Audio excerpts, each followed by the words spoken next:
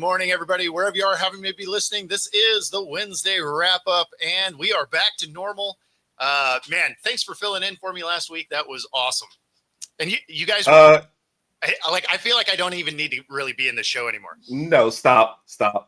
The amount of messages and mail that we got, like, where's Bo? Bring back Bo. # free Bo. I was like, I feel terrible, man. All I know is way more respect for what you did. I already know how it is hosting, but man, this show without you is like peanut butter without jelly, man. It's the people outside my door protesting, and I don't even know how they found out. Good stuff. Well, I do appreciate it. You guys killed it, and it was awesome. So I was able to catch little parts of it, so it was cool. So kind of a lot going on around the world of sports. Obviously, big moves in the NFL. We got Major League Baseball playoffs. Somehow the WNBA is no closer to a CBA. Like there's so much going on, and at least the deadline is super close, so that's helpful. Right. But we might as well kick this thing off with football, and it's interesting because we were just talking about coaches that were on hot seats, and I had made a graphic, and Callahan happened to be my number one dude, and he gets fired this week, so. It makes the power of the list. What's that? The power of the list. Yeah, well, I mean, I don't know about all that because I'm pretty sure that Canales is probably pretty safe at this point. I didn't update this list. I just wanted to bring back the one that I used the other day, and so I didn't update it. So Canales being 3-0 at home with the Panthers, I think probably saves his job. But Callahan getting fired. That makes you think McDaniel could be next. Yeah. It's not getting any better for the Dolphins. The press conferences are worse. The play on the field. Losing a heartbreaker the way you did, I mean, you don't get pity points. You know what I mean? A loss is still a loss. But losing it that way and having everything come together, scoring last minute, and then still giving up the field goal drive where everyone just forgets to guard certain people, that makes you just think, okay, this one, I'm watching it with Raj, and his quote after the game, all right, you win some, you lose a lot. That's what I mean, you know that he's going through it. Dude, he put down his phone. He said, I can't do this anymore. And the emotions, because we were at my parents' house, and we had, I have Sunday Ticket on my account, which, not on my mom's and blah, blah, blah. Well, I actually brought a TV for our broadcast, and I said, hey, I can set you up on my other TV, and you can watch the Dolphins game. He's watching it on the score. If the Chargers score here, I'm not watching. Okay, they just go, all right, go get the TV, set it up. They score the touchdown. Yeah. And then it's life of a Dolphins fan. I watched the whole – I don't see how he survives a year. I mean – especially with the Patriots moving up. And you're basically almost guaranteed third place in the division just because the Jets are horrible. And that's the only reason you're not last. So, well, and how about the Patriots being 4-2 and technically in the division? That's wild. I didn't have that on my bingo card. At all. You still won't see any love for them on my power rankings because I still don't believe in that team. But hey, at the end of the day, they're sitting 4-2, and I mean, you can't argue with good play. Yeah. And if it was a top 15, they'd be on it, right? Like if I did the top half of the league, like to be on that. As far as power rankings, and we'll get into those, but they're probably hovering in that like 10, 12, or 11, 12 area. But talking about the coaching that's getting let go. I have to think that McDaniel's probably the next one out of town. I would agree. Zach Taylor, he's probably moving himself up this list too. Oh man. Why? Just because of how they're playing lately? Oh, you're talking about? I'm sorry, moving up the list. Yes. No. I think this is that year. If the Bengals, you just went all in with all the money you spent. And I know you lost one of those keys, but everything else looks like you shouldn't be signing a Browns quarterback as your, go-to option to save your season. Exactly. It's done. You finally got, it took you what, 5 years to get to a year where you could win the first game of the year and the season still falls apart? No, it's done. I appreciate the note because I always forget who that is when they sign in. Oh yeah. Oh, I'm old. It throws me off. Yeah, I don't see how, and I don't see why either that you would keep moving with Zach Taylor. Like it's clearly not working even when everyone's healthy. So yeah, a lot of it, I'd send the GM out the door too. But that's the biggest thing for me. Like, do I think Zach Taylor deserves to get fired? I don't even know. Like, we don't know if he can be good because they're just like, yeah, we're going to give you these 2 really awesome toys and then no batteries. So you get to pretend like you can like drive this RC truck around, but instead you get to look at it because there's no batteries and no batteries. So, and then the season started and one of the wheels fell off and now you're like, oh, now good luck. Yeah, I mean, before I could at least roll it down the hill and now it just doesn't move forward. Yeah, no, it is kind of wild. Obviously, that was the other part of the news when it comes to the Bengals is they signed Flacco. And that was a curious – I get why they were interested. I'm not sure why they didn't give a phone call for Russ or Winston, a couple of guys that might be able to move behind an atrocious offensive line. But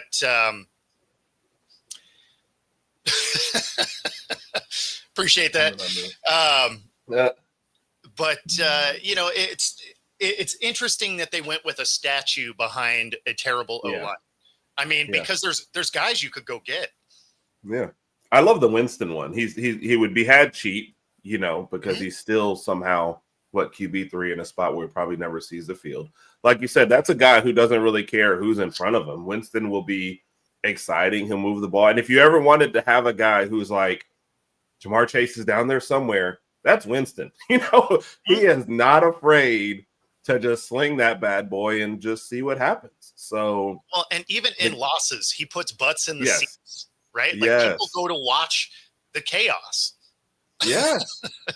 Because they might be like you said. What do we always say on the show? Hey, Winston could go out and throw for 300 yards and 4 touchdowns. 2 of those might be to the other team, but you at least know every pass is pure excitement. I'd rather watch Winston than Flacco any day. No, you didn't even have to tell me what team they were on. So well, I love that pick. The thing about Flacco is he's going to do the same thing. He's going to throw as many picks as he does touchdowns, and he moves the ball better than the rest of the guys that were in a Browns uniform, but that is setting the bar pretty low. Let's be honest. Yes. So it's not like he's like, oh, he's throwing for 500 yards. Like, no, he's throwing for like 250, and he's throwing 2 touchdowns, 2 picks. It's like, okay, cool. Like that's nothing to write home about.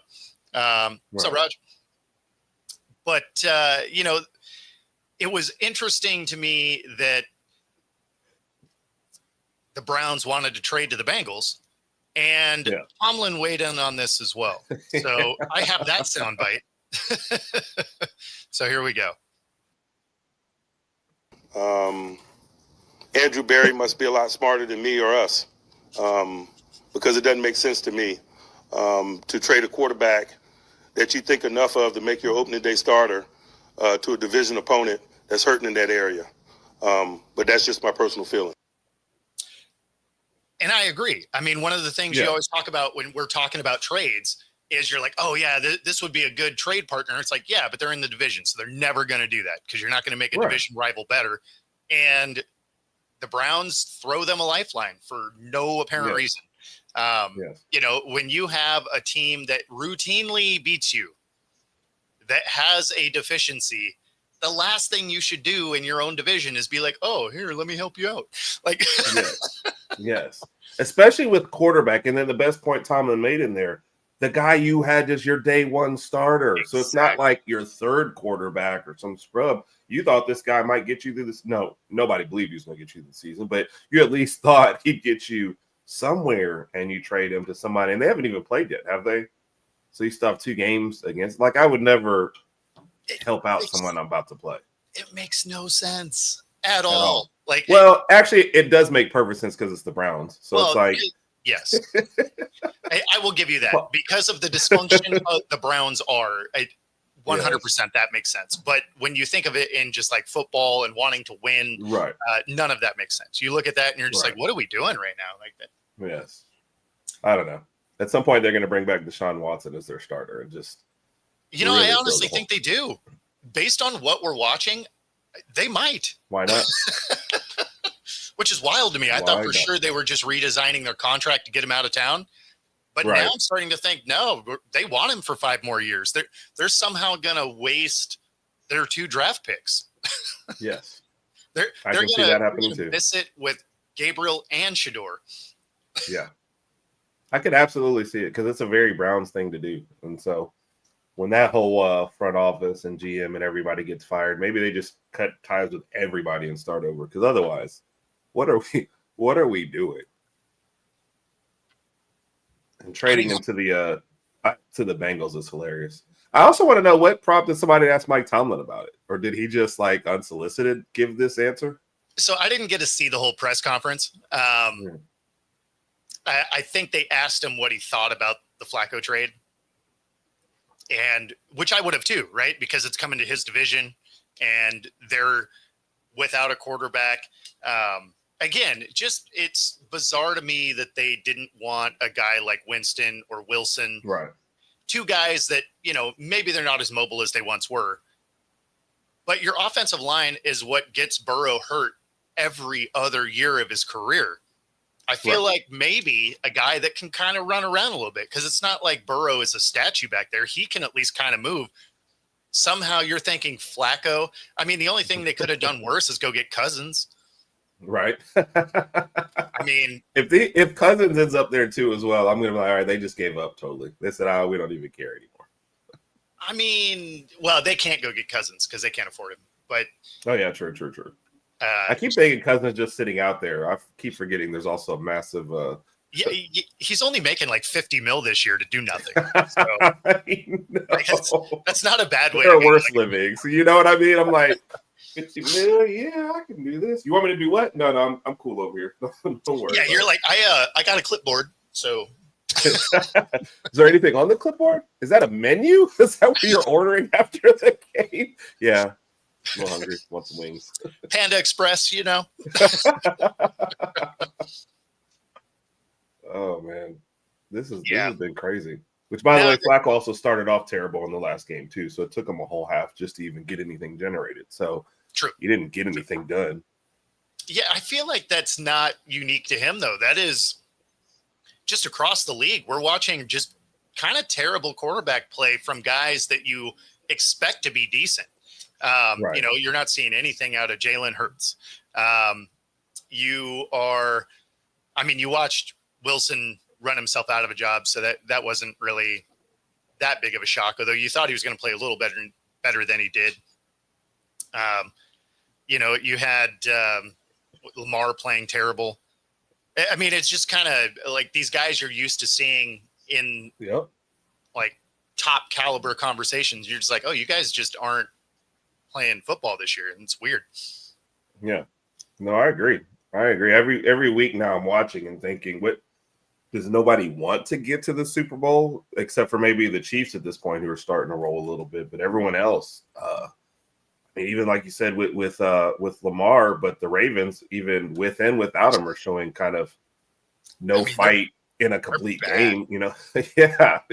So I didn't have them as a 1-win team like that. No, I had them as a Super Bowl favorite. Right. Well, I remember when we did our preview, they were still one of the ones. I had them in winning the division easy. Oh, going away, yeah. Like there was.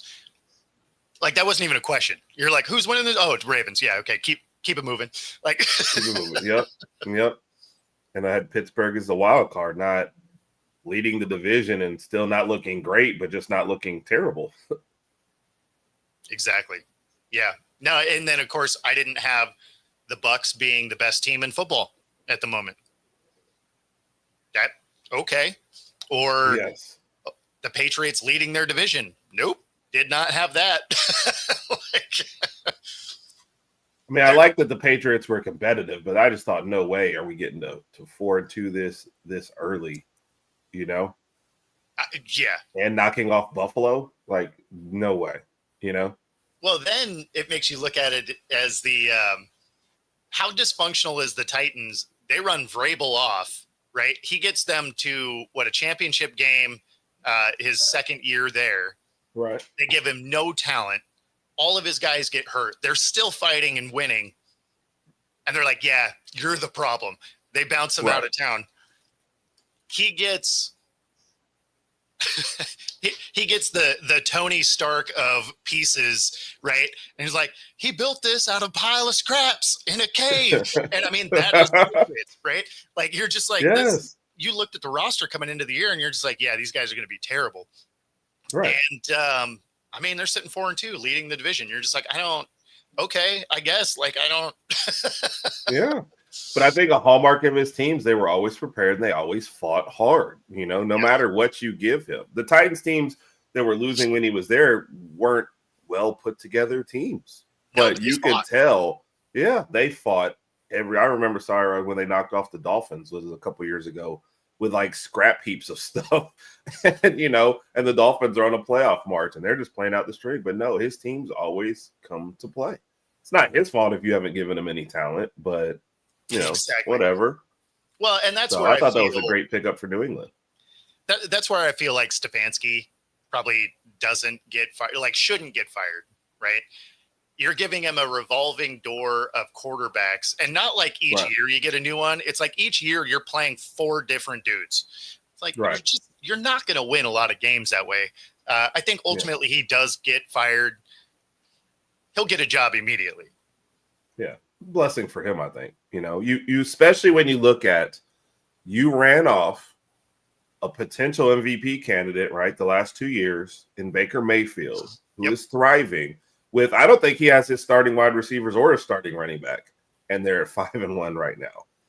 And the guy you traded him for, you know, got rid of him for, has been terrible. You gave him the worst contract in NFL history.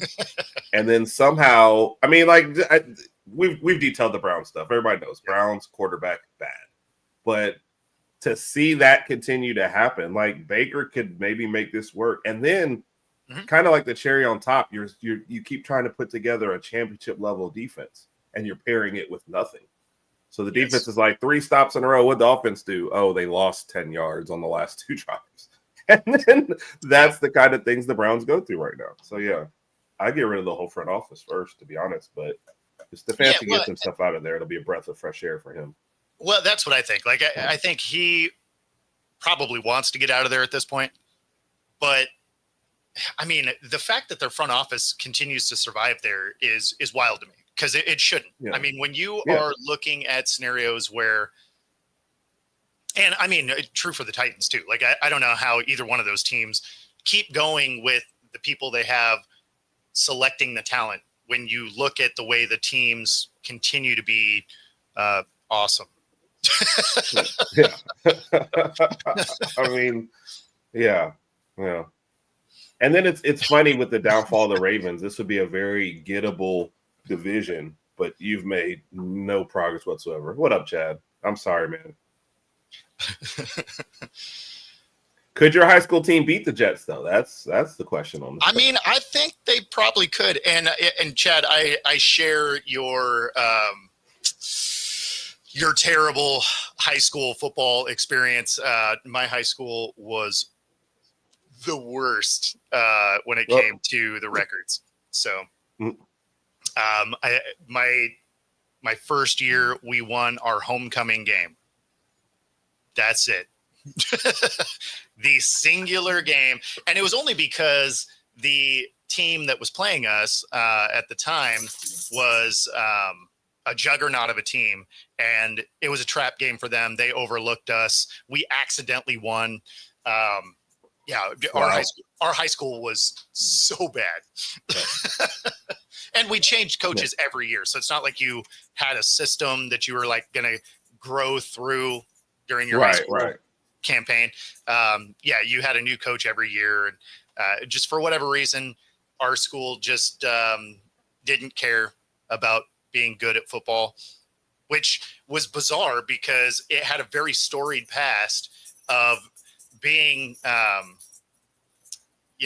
division champs for like in the 50s. They won it almost every year. Right. Like they were King Co champs because it's King County, right? King Co champs and state champs like for 15 years, just in the mix every year. And then by the time I got there, it's like, oh, we have a football team? Like, it was like what happened? Like, this used to be a really good school. And yeah, I don't know. Right. Like, do people just stop caring? You stop putting resources towards it? That's just weird. Yeah. So my high school was, it was more focused on basketball, which I'm not tall, so that doesn't help out. And like, it was basketball. We had a good soccer team. We had a really good volleyball team, and baseball was decent. But yeah, football was probably our worst sport. Had a good track team. So yeah, I mean, I don't know what it was. They were just like, oh yeah, football, I guess.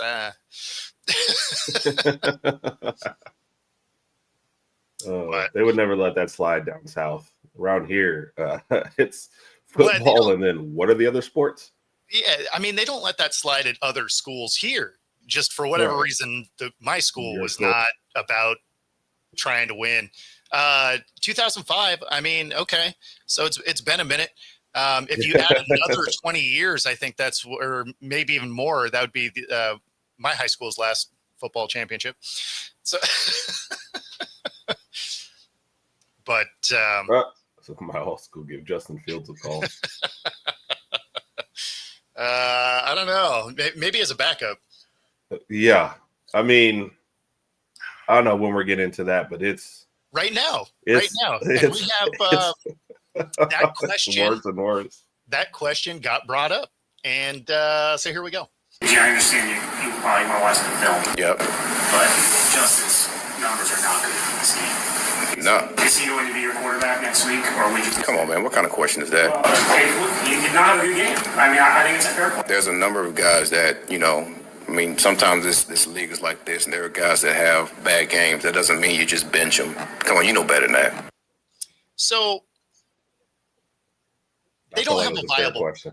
It is a fair question, but the problem is they don't have a viable backup. So that's where you're like, it's not really a fair question.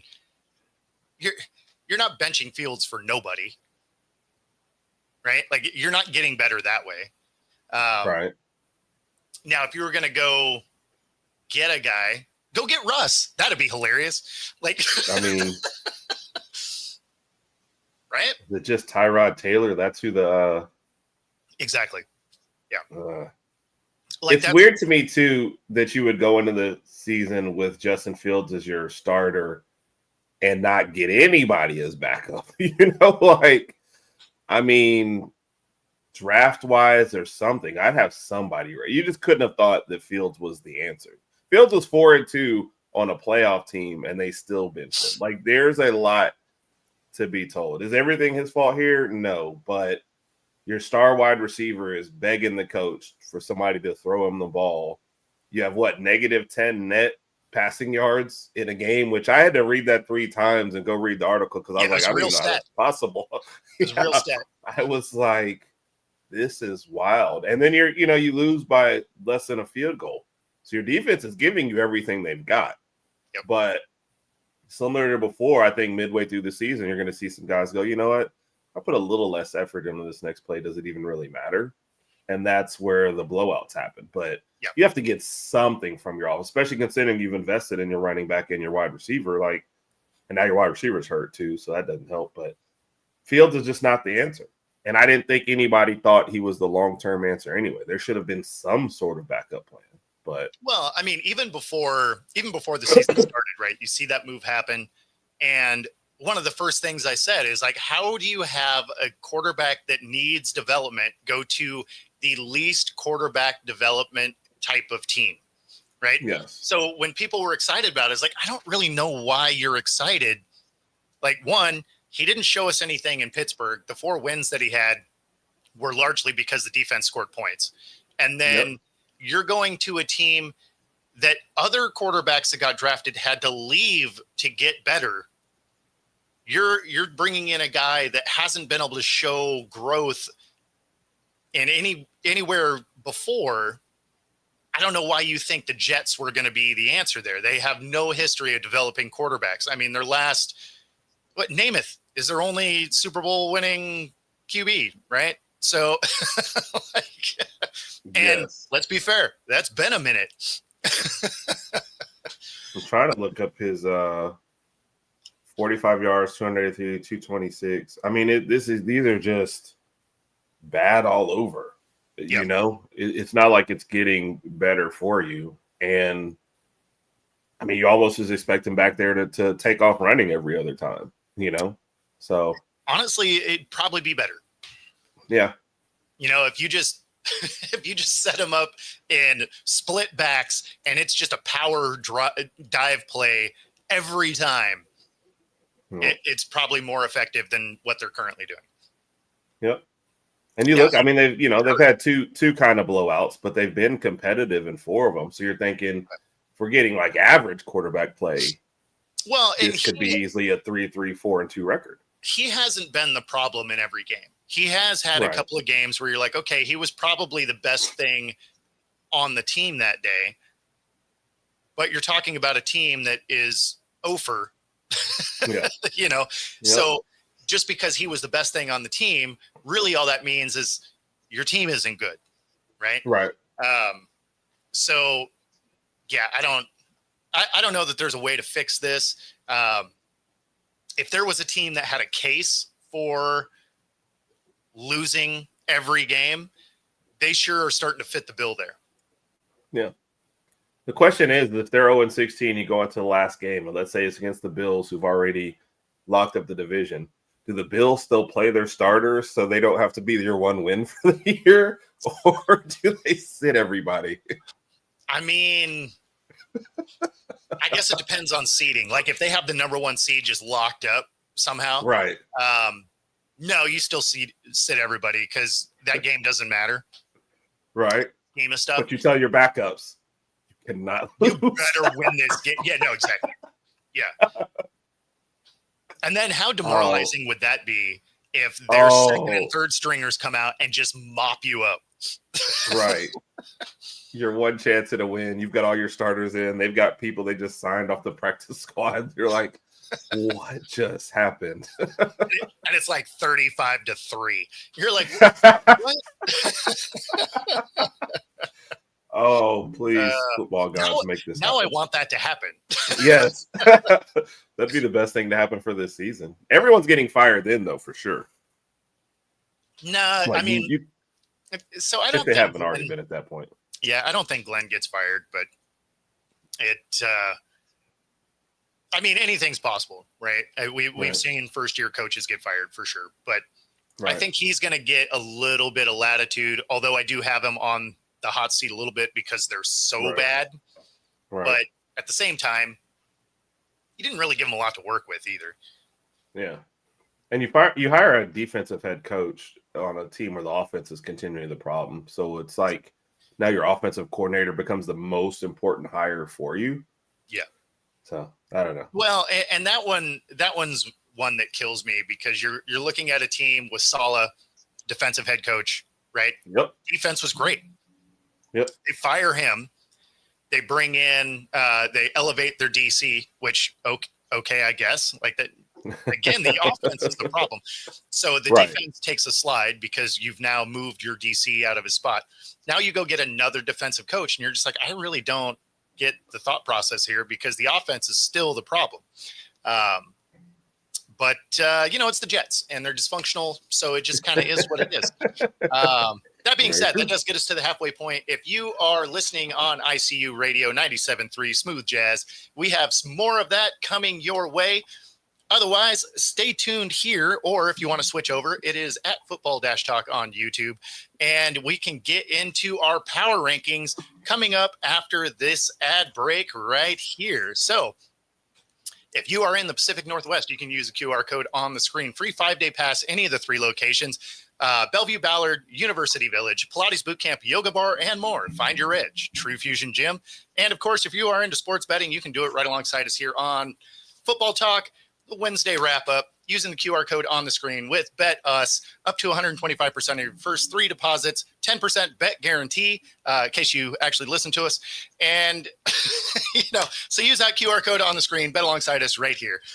All right, let's get into. Listen to me, do the opposite. You'll be great. Right? Win some money. Yep. Somehow in Pick'em, I have clawed my way back into the second spot. So just slowly chipping away at it. I'm slowly chipping away too, just in the opposite direction. So I am slowly chipping my way into like 9th place from first for like 1 week. So yes. This year is so weird. I mean, there's been so many upsets that like every week you go into it. What was it? I think it was 2 weeks ago. I got barbecued. I was just like, oh, like I'm going to be out of this thing. And then I looked at everybody's rankings. I'm like, oh, yes, everybody got smoked. Yes. 2 weeks ago. Exactly. Yeah. Cause I think I had like 4 wins. Every team that wasn't supposed to win. Cause I remember talking with you before the game. I was like, I try to pick upsets. Like, that's dangerous to do. It's like, all right, let's go straight this week. And it was like, every upset. Yeah, exactly. It's funny because there was a guy that the guy that won the week has only played 2 weeks this year. Like he just can't seem to figure out how to remember to log in and do his picks. And I was like, if you were picking like that, you'd be winning this thing right now. Yes. That's funny. He's like, I don't play every week, but when I do, I give it my all. Right? Coming in hot. Well, and of course, on that one, he picked a lot of the underdogs. And you're just like, I mean, okay, whatever. And then they all hit, and you're like, I'm generally kind of good at this. Like, I don't. Yeah. No, it's been funny. That being said, because there has been so many weird losses, we got a lot of movement on our power ranking. And so here we go. We got the Bucks sliding into that top spot. They've been a fast mover over the last few weeks, and rightfully so. They have they're the best team in the league as it sits today, which is still weird to say, because it's Baker and he has every receiver hurt somehow. Yep. And running back. And running back. I mean, if there was ever a case for an MVP, it had to be his run. So yes, he was supposed to be like, he was getting sacked. Like he was done. Yeah. You had 3 guys all coming in to hit him at the same time. You're like, oh, I mean, this is a sack. Like, got it. He somehow sheds all of those, scrambles out, has the most awkward looking run, and then dives for the first down. And you're like, I mean, if there was ever a case for a guy being the MVP, it's got to be that, because everybody on his team is hurt. And he literally just shed 3 guys to then dive under another tackler to get the first down. You're just like, I mean, okay. Of course, it was against the if they're the most banged up. Well, I'm sorry, they're probably the second most banged up because they're playing the most banged up team in San Francisco. Yep. But yes, I mean, you just look at this list: leading receiver in the game, Kevin Bourne. You're like, what? And then Johnson and Shepard are the leaders for Tampa Bay. White is like, I mean, this is. Yeah. But no, to your point, Baker's playing like MVP. They're clearly. I mean, think about this: it only gets better for them as they get people back, and you're 5-1. Exactly. Right? And what's the 1 losses to the Eagles, which now I really don't understand the way the Eagles are playing. And it's like, did they get up for that one game? But then even then, they were just barely hanging on to finish it off. But I think it's a well-deserved top spot. If I remember right, that was the game that the Eagles didn't have a single passing yard in the second half. Right. Yeah. Oh, no. Basically. Or the Eagles did win. So yeah. That's what it was. Like in the second half, they didn't have a single passing yard. I mean, crazy. And so, now you're starting to see teams like the Lions, the Bills, the Eagles, they're really starting to fall on my list because, their first losses, you're like, okay, I get it. Everybody has a game here and there. But now you're seeing some bad losses. And you're just, and, the Bills defense looks like anybody can score on them. The Eagles just look like they're out of sorts in general. The Yep. Lions, like, I don't like. Sometimes they look like just world beaters. Nobody can touch them, and then other times they just don't look like they came to play. Yep. So, and then you got the Seahawks with no defense, right? Like they had 5 DBs not playing that game and somehow worked over the Jags. Yeah. It's like, Which, I don't know what's I going don't know on. if that says more about the Seahawks or the Jags sometimes, but For sure. yeah, for the Jags to only come up with 12 in a game where you thought would be higher scoring. I mean, your defense held the Seahawks to 20. That's a winnable game for Jacksonville. But kudos to the Seahawks for sure for coming in and being that banged up and winning it. Every win is a win, and putting them there, I think that's great. And a very winnable division. How long can the 49ers keep this up for them before they get past them, right? Well, and how do you have 3 of the 4 teams in that division 4-2? So Who is it? The Cardinals. yeah, Cardinals are 2-4. Yeah, but I mean, and that's why all 3 of the West teams are in this list, because they just keep going out and winning. Yeah. I mean, the Niners have no business winning, and somehow with nobody on their roster, they keep getting dubs. Seahawks. Now the Rams are losing people too, right? Puka might be might be hurt, right, too. So this is a division where your 3rd string quarterback is going to be throwing to your 5th string wide receiver in the last game of the year to decide the division crown. And somehow they keep winning. Like that's the part that's mind-boggling, right? It's not so much the injuries, because like, okay, we watch injuries happen across the league all the time, but usually there's a negative effect on your team. And these teams just keep rattling off wins, which is odd. And then the Steelers finally jump into my list. I mean, because you can't not put them in there at this point. I mean, they've played well enough. They don't do anything that you're just like, oh, here we go. But I mean, they keep putting wins together. Well, I still think, I mean, the only reason why I think they win the division is because Baltimore's fallen off. But they still just feel like one and done playoff team to me. Maybe if they get I guess they'll get the 3rd or 4th seed, because the rest of the AFC doesn't look great anyway. But it just feels like that's their trajectory every single year now. Maybe they win the first game because it's home. Who knows? But I still don't put them above a Buffalo or a Kansas City. Do I have to say put them above a New England? Like, what are my chances of New England actually winning this division? I mean, I don't think New England makes the right, but New England is what, 4-2 and a win over the Bills. And a win over the Bills. No, I get it. I get it. At Buffalo. I know. I'm calling Vrabel now. I'm sending a picture of this. I'm calling Vrabel. I'm sending it to them right after the game. Look what Bo did to you. Yeah, I mean, I'm having a hard time believing in them, just because when you look at the roster, you're just like, they're off to a great start. But I only need about 10 more weeks to believe them.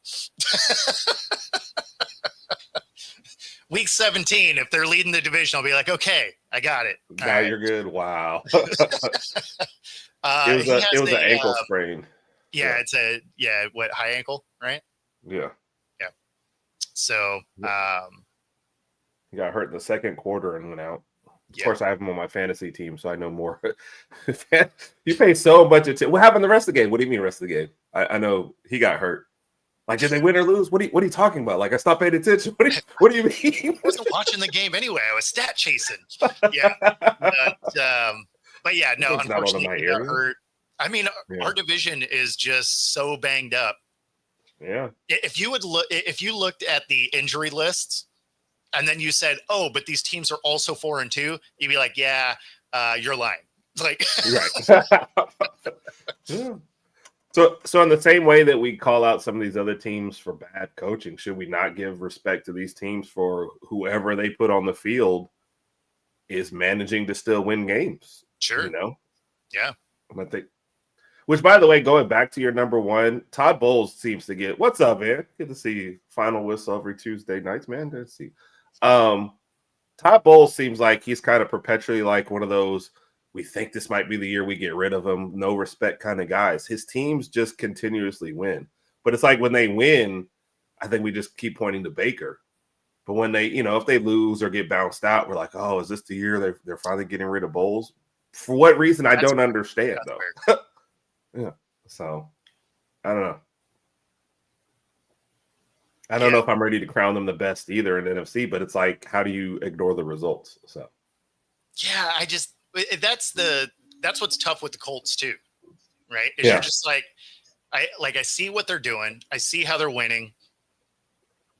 Like everything says they're a good team, but then you're just like, but it's the Colts, and you're just right. like, so honestly, it's why it took me a little bit of time to move them up the list the way that I have. It's like, yeah, Sure.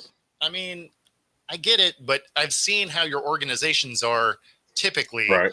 But at this point, you can't not have them there anymore. Yeah. At least if you're being objective, right? Like if you were just hating, you're like, they are never going to be in the top spot, which, fair enough. But, unfortunately, I think you're. Oh, go ahead. Yeah. No, I was going to say, well, and I was trying to look at who they played because, it's like you move them up there, but it's, off a 4-point win over Arizona playing their backup quarterback. So it's always a little bit hard to believe in them. But they did beat Denver by 1 and that little bit of a comeback win. So I don't know. You can only play the people on your schedule, and they don't get to make. It's not like college; they get to make their own schedule for the most part. So, well, and then when you think about it, like for the Colts, when they did play a bad team like the Raiders, they destroyed them. Right. So they're beating good teams, and then they're really beating bad teams. It's like, okay, well, Right. that's a sign of a good team. That's it. Right. Yep. And because it's not like you're gonna beat down good teams typically, right? You're gonna play them close. It's probably a one score game, whatever. But when you play the bad teams, do you play down to their level? And they haven't. Like they've come in and be like, no, we are who we are. We're just gonna beat you up. And so it's Let me ask this about the Colts. Yeah. If I don't know, Pat Mahomes was on the Colts, would they have moved up sooner? Or how big is the Daniel Jones effect in like, I can't move the Colts up yet? So Daniel Jones does play a role. I don't know that I would have loved Mahomes in that either. I think the Colts probably would have moved up faster if it was Stafford, right? Because he fits the style of offense that they run. I think Mahomes is off schedule enough that that may not have been a great fit. But like a guy like Stafford, I was just trying to pick a name, though, just a name, like a better, more highly regarded quarterback. No, I'm with you. Stafford definitely fit better, yeah. And in that scenario, of course. That was like, last year with Darnold going to the Vikings. Right. My power rankings were a little delayed on the Vikings being good because I was just like, it's Darnold. Our sample size is big and not very good. And then he came out and balled out. So, eventually you have to just use the eye test and what it is you're seeing. Not everybody has to suck their entire career. Right. So, I will say this: it's definitely been the best situation that Daniel Jones has been in. So for sure. So at some point you just have to believe what you're seeing as opposed to everything that's led up to it. So that's why it may be delayed to get there because history does play a factor. But now you're 6 weeks in, and this is the time of year where what you see is what teams kind of are. True. Very true. There's no way you got Mitch to say that. Yeah, and he wasn't close.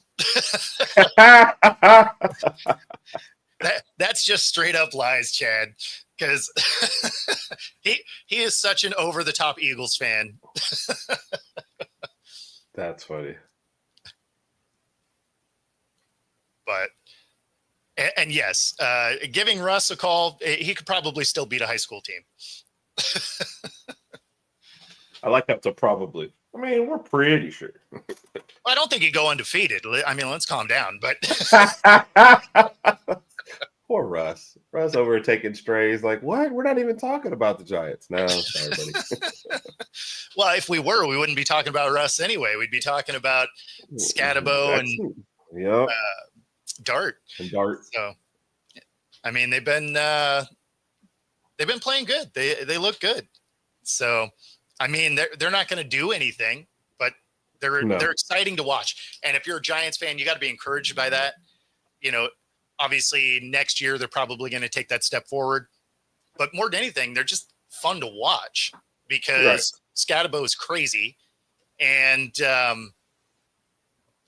Dart is entertaining. So. Even when they're losing, it's at least a fun watch. I think you could have accomplished that with Jameis also. But I thought Jameis would have been the guy. Yeah. Well, I was surprised he wasn't. Right? Why do you even have a depth chart if you're not gonna use it? Right. So, and then why not get rid of it? Because there's quarterback hungry teams that would at least take a flyer on Winston just to get people in the seats. Yeah. If you're not going to use them, get some kind of value. But I mean, it's the Giants, so who knows? I mean, you might just see Winston at some point. But no, I absolutely would have. Even for anything, like that's some value there, especially if Dart's going to be your guy the rest of the year and you still have Russ, who was your number one. Just go for it. Don't let him just – I mean, it was I when they signed to and then drafted a quarterback, I was like, okay, this is going to be interesting. But if we're not going to do it anyway, so – yeah, I mean, it was just a weird quarterback year in general. I mean, that was like, Miami going and drafting and then also getting Zach Wilson. You're like, okay, I mean, that's basically like drafting two also. Obviously, the Browns draft two. The Giants do their weirdness. I don't know. It's just a very strange – yeah. Teams did like way too much or nothing. There was like no in between. Yeah. And then, the Jets, they were, the team picking last in Little League. They're just like, Fields, I guess. Come on. Like Fields over like, oh. They tried to sound excited about that, but nobody was excited about that. Nobody at all. Except Fields. Fields is like, I got picked. We're like, did you though? It is the Jets. So. Yep. Yeah, it's I don't know, crazy stuff. It's the league has been very, very interesting so far. But playoff baseball is also going on. And speaking of weird, both road teams are 4-0. Yes. For Toronto, by the way. Did not think that I didn't think it was going to go that way. I thought Seattle could probably split with Toronto in Toronto, right? Right. Just because for whatever reason, the Mariners always play Toronto tough. So they bounced them in the wild card round 2 years ago, but just historically, they play Toronto well. I really thought the Brewers were going to have something for the Dodgers. Obviously, the Dodgers are the best team money can buy, right? They just threw $1 billion at the team and be like, we better win. And, and it worked. Yeah. But the Brewers play really good fundamental baseball until now. And then it all falls apart. Yeah. I mean, it just feels like it honestly, as somebody who's not watching is tight. I was like, the Brewers were your number one seed. I guess in my mind from the outside, kind of what you said, I just expected to be the Dodgers. And then, like the Mets, because those are the two teams you hear the most about and throwing the most money out there. So, It's wild that they don't even, the Mets didn't even make it. Right. But I was actually, honestly, from the outside, least surprised at the Dodgers going up 2-0 because I kind of feel like this is one of those, they want the Dodgers in the World Series. Not that there's been any shadiness or any weirdness, but it just feels like, hey, this is what they're built for. This is what they get the team together for. The Dodgers are going to the World Series. So On the other end, I'm rooting for Seattle, because I co-host a show with a guy who's Seattle. No, not throwing any names out. Yeah.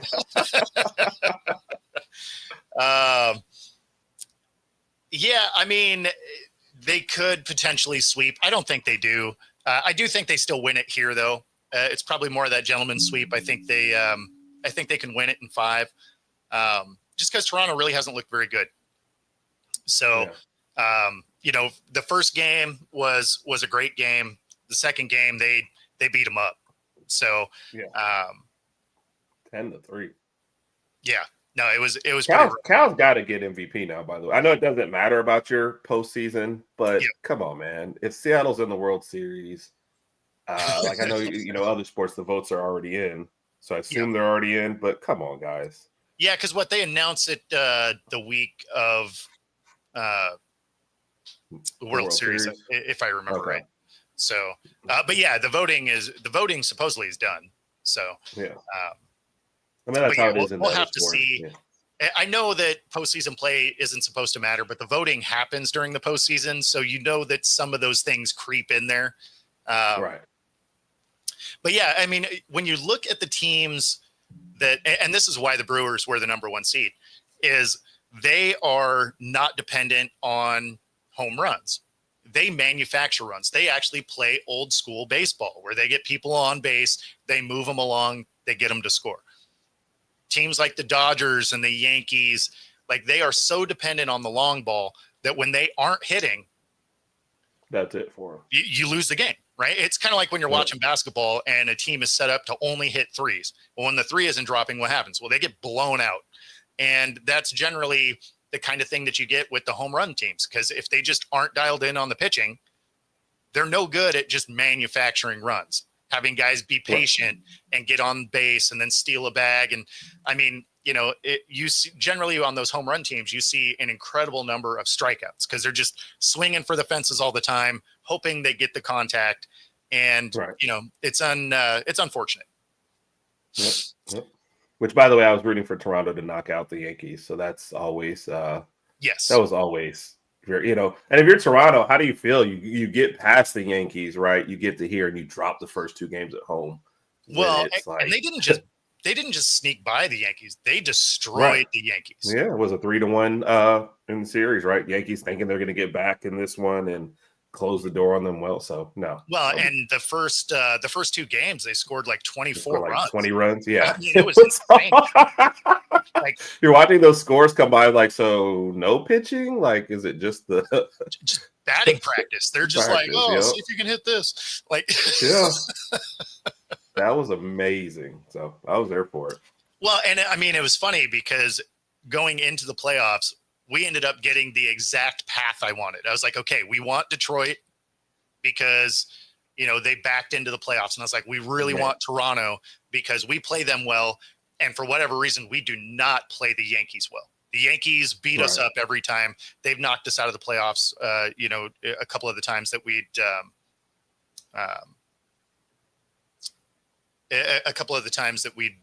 been there before. So, yeah, just kind of, I don't know, kind of weird to see it come together the way I wanted it to. All right. I think that was the. Does that make us pinky in the brain? Yes.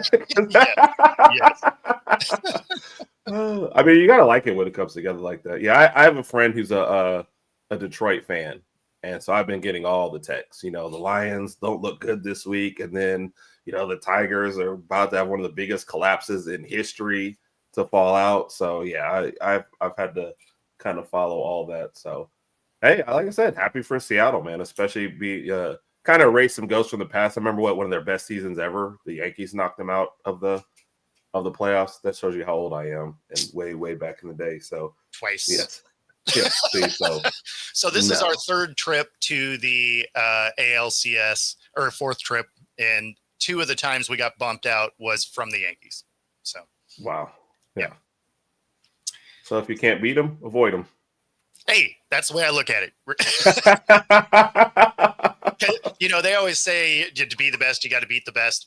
I I don't think the Yankees were the best. They just happened to be our kryptonite. And Right, so right. if we can just not deal with them, I'm not mad at it. And then you're going against a Toronto team that absolutely beat the brakes off them. So it's not like the Yankees would be like, oh, well, we would have won. It's like, well, you got to win the series you were in. So you had your chance to see the Mariners. Yeah. That's on you. If you had brought some pitchers to the park, maybe that would have happened. So right. So yeah, I mean, now you're looking at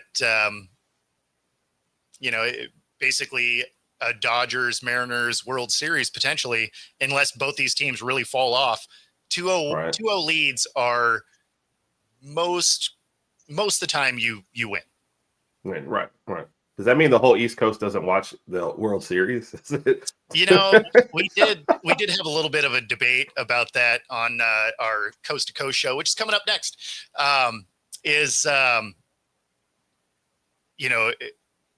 Pags was saying, oh yeah, this is going to be the worst viewed if it ended up being the Brewers and Mariners. And I think it would have just been a lot of intrigue because the Brewers have never won and the Mariners have never been. So I think fans would be really interested. I think this will still get watched with the Dodgers being in there. There's going to be a whole lot of Mariners fans because they're going to be like, hey, anybody but the Dodgers. Yes. Yeah. And I think I'll be in that boat. Like there's a casual in me. I'm like, I don't want the team that's just throwing all the money out there. I mean, that's the reason why we don't like the Yankees, right? For the most. And then when Boston started doing it, it was kind of the same. So, I will absolutely be rooting for the Mariners in this one. And like I said, rooting for the Mariners and rooting against the Dodgers. So yes, you get it twofold. So. That being said, that does get us to the top of the hour. We do appreciate you watching. Be sure to like and subscribe. Helps us bring our stuff to you. Otherwise, we will see you next week. Take it easy, everybody.